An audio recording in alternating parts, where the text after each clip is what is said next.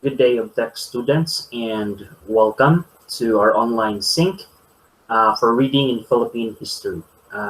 Before I proceed, let me just remind you that this is the third online sync that we will be doing. And since we can't meet today because it's holiday, I'm just going to record our class and then just go over and watch this in our YouTube channel in order for you to check the discussion that we will be having today. Okay. Now, before I begin, let me apologize also for not being able to meet you last week because I have a task from DepEd to help them validate their modules. This week as well, I was tasked for the second module, hoping that next week there shouldn't be any interruptions anymore, so we'll be able to meet on Monday and Tuesday. Okay. Anyways, now to begin with, let me share to you my screen so that we can start presenting to you the PowerPoint presentation of our discussion. So hold on for a moment and let me open my entire screen.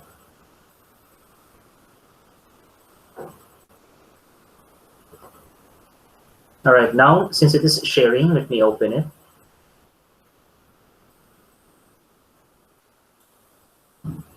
Okay, now, as you can see, what we're going to talk now is about the sources of history and its internal and external criticism.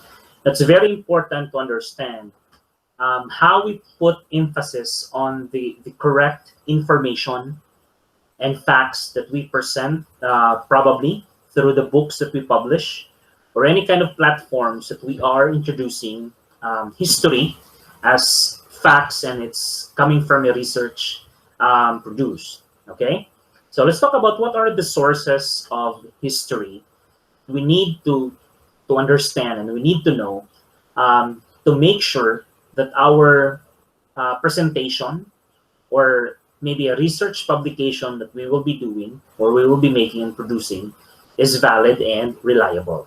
Okay, so yeah, let me show to you the three types of sources of history. The first one, we have the primary sources.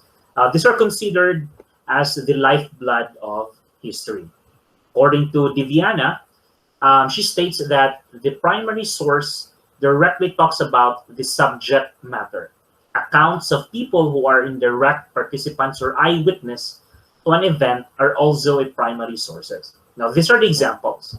Examples of primary sources are minutes of meeting, diaries, journals, autobiographies, speeches, receipts, essays written by a person expressing his or her views, laws, letters of instruction, decrees, basically love letters or any kind of letters written by a person, an eyewitness accounts, official reports, newsletter articles reporting directly about the event, editorials or books containing direct quotation of events. Now you have to be very specific. Books containing direct quotations of events, meaning you are just basically compiling all of the direct quotations coming from that event. If there is this fire, you are just actually quoting what are the eyewitnesses experiences or the eyewitnesses is talking about during the said event, and you are not altering anything. Basically, the diaries that you will be making every day is a primary source. Now, there are also primary sources that is not written. These are actually artifacts that found and dug out by archaeologists or some anthropologists, and this can be considered as primary source because they have a direct connection from the distant past. All right. So artifacts such as a vase, artifacts such as coffins, maybe these are actually types of primary sources that we can utilize in proving what were the past lives of our ancient people or our ancestors and the past civilizations that they're into, and also the societies and the cultures that they're in, right? So these are examples that we can provide you when we wanted to present an account coming from its direct source, right? So if you are a person writing your own diary, your diary is a primary source. Okay? If you are an eyewitness of an account, all of the information that you've seen from that incident or an accident maybe, that is actually a primary source. Okay? So primary sources are usually utilized by historians. It's because it has more validity and reliability than the other two. But we cannot also take out and consider the secondary and tertiary sources because they're also important. Okay? So again, these are the examples of primary sources which commonly our historians and researchers would really want to utilize first. It's because of its validity and reliability when we present facts and evidences of an account or an event happened in the past. Okay? Now next, let's talk about the secondary sources. So these are documents or works made by individuals who are not directly involved to the events, or made by people who obtain the information from somebody else or from primary sources. Example, we have textbooks. So textbooks like the history books are compilations of every information taken from a person who probably is an eyewitness, or probably is a direct source of that particular event, right?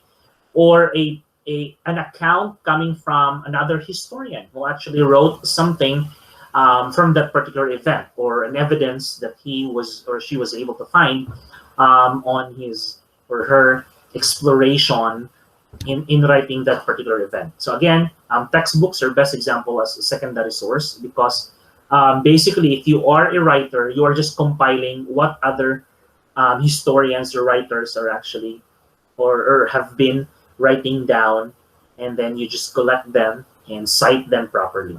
All right. Another example, we have encyclopedia entries. We have newspaper accounts of a meeting, maybe a magazine articles about the subject, or teachers' reports on student behaviors reported by school counselors. There is also a third classification of sources called general references. Now, a general reference merely points the reader to the primary or secondary source. Example are contents of a card catalog. Even incomplete information in the internet called stubs, considered as abstracts or summaries of book, is also general reference, which is still under the secondary source. So again, anything that an information was taken from an original source, coming from a direct eyewitness, or a person who wrote a diary, and then if you are that person who actually collected every information that you know from what you have read from these documents coming from other sources, these are actually secondary source, right? The book created for Rizal's life, a biography, is an example of a secondary source. But autobiography, you as a person who wrote your own life, is basically a primary source. But a biography, right? If your life is being written down by somebody else, then that somebody else's work coming from your own story is what we call the biography. And that's an example of a secondary source. Okay? All right. Next, we have the tertiary source. It presents summaries or condensed version of materials, usually with references back to the primary and secondary source. It's like a general reference, right? Examples are almanacs, abstracts, dictionaries, encyclopedias, and handbooks. Okay, now that you have learned about the sources of history, these are actually information where we find our evidences or facts.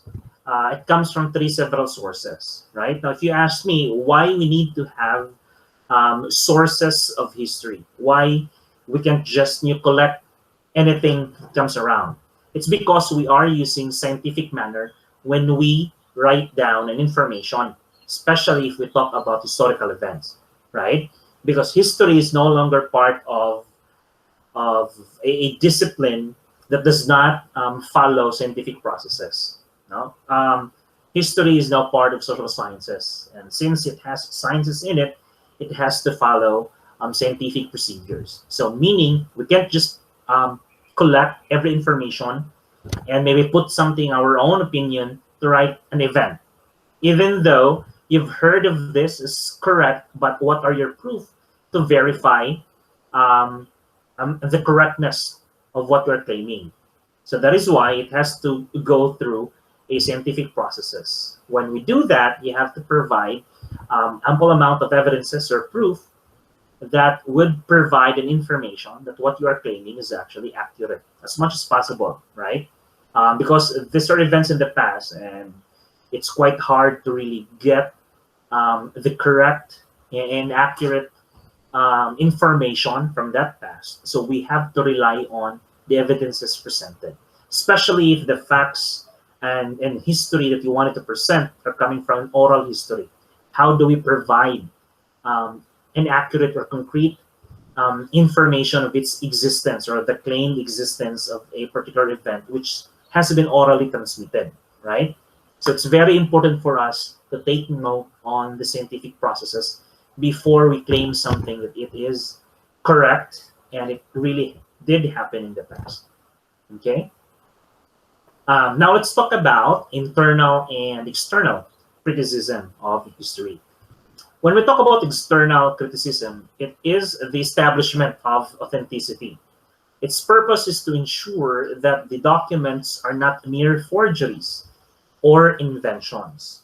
If the researcher is dealing with a problem for which sources are relatively old and for which authenticity is not necessarily given, there are a number of scientific techniques available to such as the physical and chemical test. Yes, this is like a lab test, right?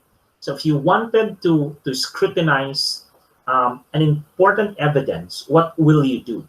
So for external criticism, though there are a lot of ways to do it, we have what we call the physical and chemical test, right? So if you are presented with an old book, and then you assume this is really an old book because it's tarnished, the color is quite faded, it's really old, and the smell is old. But can we really consider it as old without just having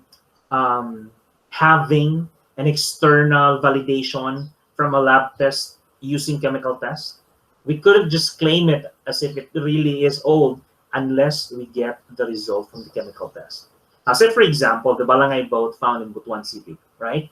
Though we dug that out and then we've seen it as really, really old boat, but we can't really conclude how old is it, and also if it is really authentic that it is old. Maybe this is just mere forgery, that somebody is just trying and to provide an inaccurate information that this is the boat found in Butuan, and it can be considered now as one of the turning point of the Philippine civilization. But if we find evidences from the chemical test, right, that this wood that they have used are actually coming from an ancient wood used by the ancient people living before we call this now as the Philippines, then we can conclude its existence, right? So again, external criticism is very important. When we check the evidences, we have to undergo several tests, scientific tests, in order for us to get its correct information. Okay? So when you are told, uy, kana siya nga libro kay daan na kayo, how can we really tell that this book is really old? Have we tested it using chemical tests to verify its age, right? So if we have not, then let us not conclude directly, no, with our impulses that it is really old. Let's wait for its result so that we can validate, no, its truth of the age of that material. All right. Okay. So if you're getting this, let's proceed to the next one. Let's talk about internal criticism. On the other hand, internal criticism is the establishment of accuracy. What we have in the external criticism is its authenticity. But this one, it wanted to prove its accuracy. Now, its purpose is to evaluate the accuracy and the worth of data presented. In determining the accuracy of data, 4 factors are to be considered, namely, author's knowledge and competence, time delay, motives and biases of the author, consistency of the data. Now, the verified facts were presented as objectively as possible in a narrative form following the stated framework for interpretation and analysis. The analysis involved in historical research data was logical analysis rather than statistical analysis. So what is the meaning of this when we talk about internal criticism? So we have to consider the 4 factors when we wanted to check its accuracy. So when we want to write something from the past, and of course we have to take into consideration getting important information from other sources, right? Because we can only put emphasis and weight on a particular event that we wanted to claim if we support this with another details, with another important facts and information, right? So if you wanted to create a historical research, you have to acknowledge the knowledge and competence of that author, all right? So when you find it in a library, who are the people involved? Who are the authors that you wanted to get information from? And what are the competence of these authors, right? So, dili lang ta magpataka, no? O kuhag mga information because maybe blogger lang sila, right? And ilahang mga gipangsulat is merely based on opinions, and that's not what we want to present in our research or in our historical research, right? So we have to find authors who actually did a study, conducted scientific processes to get the results of that study in order to put weight on the claims that we wanted. In our research, aside from citing related literature, we also cite important related studies coming from other authors because that studies or those studies conducted actually follows scientific processes. Okay. For time delay, this is actually the time that the research from the other person have conducted. Basing dugay na pud kayo, and then the respondents, especially if tao ni sila, no, it changes over time, especially if ang imuhang mga respondents is mga bata. And then it took you about 1 to 2 years to accomplish your research. Now, it may not provide you with its valid and reliable na results because butang nato grade 1 ka nag-test no nila. In 2 years nimo na human, grade 3 na sila. So they may have different perceptions depending on what kind of scientific procedures ang imuhang implements in one research. So that may cause problem with the results of that particular research because it took you about 2 years to accomplish, right? So in a manner, you have to check the study of the particular person before you acknowledge them or cite them in your research, all right? Motives and biases of the author. Again, we've talked about this, that when writing something, we have to consider its subjectivity, right? Because everybody has its biases when we write something, all right? Maybe consciously or unconsciously, there are really biases that you can see from a research or a writing or a book maybe. So you have to check the motive and biases of that author, especially if the reference that you are trying to get comes from a particular period. Say, for example, a period where people think that the white people are supreme. So most of the writings there do not really include the other half of the story, that there are people, aside from the white supremacists, no, There are people living in Asia, in Africa, in North and South America, who has also something to, to counter or to put something in the context of history. But then, since in this kind of period, people believe that they are the supreme humans, that's why most of the writings in this period are actually Eurocentric, and it has inclination on white perspectives. So you have to be very careful when trying to access and get sources that do not present the two sides of the coin. Okay. Consistency of the data. So how valid and reliable does your data provides you is very important when we talk about internal criticism. Okay. All right. So let's proceed to the next slide. Now let's talk about reliability. So this refers to how consistent a method measures something. If the same result can be consistently achieved by using the same methods under the same circumstances, the measurement is considered reliable. For example, there are several kinds of reliability tests. All right, so I have presented here the retest reliability.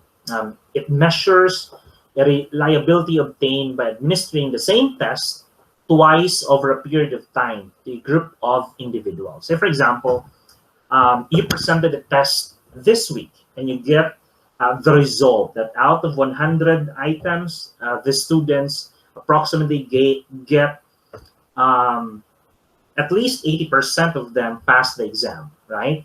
And then the next week, because you wanted to check the reliability of the test questions that you created, you conducted again the same test, all right? And then you are expecting to get maybe the same result or maybe beyond that result, which is still within the same frame, that would consider the test paper or the assessment paper that you created as reliable. So when you get on the same manner of results, then your data or the test paper that you created is actually reliable. Okay? So it's consistency. Dili kay karon 100% sila surprisingly, no? Then the next week conduct a test, not even a single one passed the exam. So what would be the conclusion to the test that you have created? Either they really did not know anything about it, they just assume all of the questions and pachamba-chamba lang and they get 100% on the first take, or maybe there are leakage and they were able to have an access of the answer key. So these are considerations that you have to look. So if this results do not match from the previous result, then you don't have consistency on your test paper and it's not reliable. All right. Okay. Next, what is a contradictory sources? So we've talked about earlier about the sources of history, right? The primary, the secondary, and the tertiary sources. Now let's talk about the contradictory sources and why it's important when we create our historical research, maybe, or a research book, I mean, a history book, we have to check on our sources. But there are also contradictory sources that is important to highlight the event that you are claiming. So contradiction is the ability to compare two separate sources and find information that differs between them. Contradiction is when the things said by the two sources cannot both be true. One has to be wrong. So what will we do when we find out that the two claims that we wanted has different results, right? The other one assumed that this one is correct, but when the other one presented, it actually contradicts the first result of that person. So what do we do then? So that is very important to know, because we have to analyze both results. And then we have to check what went wrong, why maybe the second or the first results do not really match with one another. Okay? And let us then check who among the two sources that being presented to you is actually the correct one. And how do we do that? right? That's the question. How do we check the correctness of the two sources presented who actually have opposite results? Then you have to go through to the same scientific processes conducted. You have to check on the data and the methodology that they use in getting the result. And then you have to check properly the data presented to you, what went wrong to this data, and what are some processes that we were using, why it did the opposite result, right? And then when you found out one of them has maybe a wrong process, why it did not get the same result as the other one, then that would be an important information that you have to take note on, and then you have to include too. Okay, it's very crucial that we check and recheck evidences and facts being presented to us, because not everything that we wanted to see or to get or to include in our writing is correct. This is why it's very important that we have the ability to discern, and by discerning who actually have the correct result is one thing that we have to consider. Okay. All right. So that's the contradictory sources. Now let's talk about identification of historical importance of text. A, we have analytical concepts. Now, the nature of primary sources requires researchers to engage with them analytically. Users activate primary sources through hypothesis, analysis, synthesis, interpretation, critical thinking, and evaluation.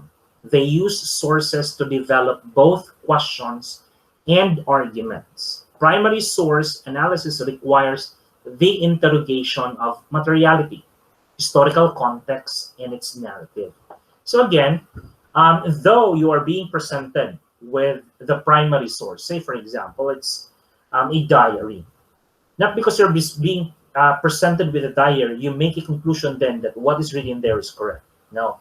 In order to follow a scientific procedure, you have to apply the analytical concepts. So you have to create an hypothesis, right? And then you analyze it, you synthesize, you provide your own interpretation. Again, still, the interpretation should be based on its scientific processes. And then you include critical thinking and evaluation. So for example, Rizal is fond of writing a biography, right? I mean a diary, sorry, a diary. Kung sa ato karon nga panahon, we normally post something in Facebook. It's like a diary. So now we don't have that, or they don't have that. So what Rizal did is to write every day. What are the things that he wanted to write, especially with regards to the purpose of his being, right? So when we have the diary of Rizal, let us not just conclude then that anything that Rizal wrote there is actually accurate and correct. Just like his annotation with the Socios de las Islas Filipinas ni Antonio Morga, right? If you remember, you have to analyze what are the things that Rizal has corrected on the Socios de las Islas Filipinas by Morga, because you have to understand Rizal's biases when writing it, right? And in academic manner, Rizal has deviated several biases. But if we talk about its narrative context, that would be a highlight of its nationalistic views, right? So, para kay Rizal, ihatong isulat dito not because academic ang iyahang pag-annotate, right? Okay, sa karon makita nato academically dili to siya sakto pag-annotate. But what is noticeable is that Rizal, ito siyang gisulat no, in historical context and its narrative, nagpakita to siya nationalistic views. Especially, kadong time ni comment si one of the many examples that ni comment si Morgan, ang mga Filipino is pag udto na mga alauna, alas 2, matulog man under the mango tree. Hindi mas na mo trabaho o balik. For result, iya kung i-annotate dito na nganong mo trabaho mong kaupalik sa udtong tutok na mao man na siya time nga makapatay, di ba? In a sense, grabe kainit. Without even realizing, no, in the Filipino narratives, sayo sa buntag di mata mga Pilipino. Alas 3 pa sa kadlawon, nagtrabaho na sila kay para dili sila maabtan og udtong tutok or grabe kainit, di ba? So kana siya nga mga important na details kinahanglan natin na siya i-analyze. So again, when being presented with historical text or historical documents, you have to be very careful. You have to analyze what is inside, not just what you have or what you can read there, but the pretext is why it's being written like that. Okay, so that's letter A, analytical concepts. Next, let's have the ethical concepts. Now, users need to understand, if we are researching, that the ethical concepts related to applicable laws and regulations, privacy rights, cultural context, donor agreements, copyright, and intellectual property when working with primary sources.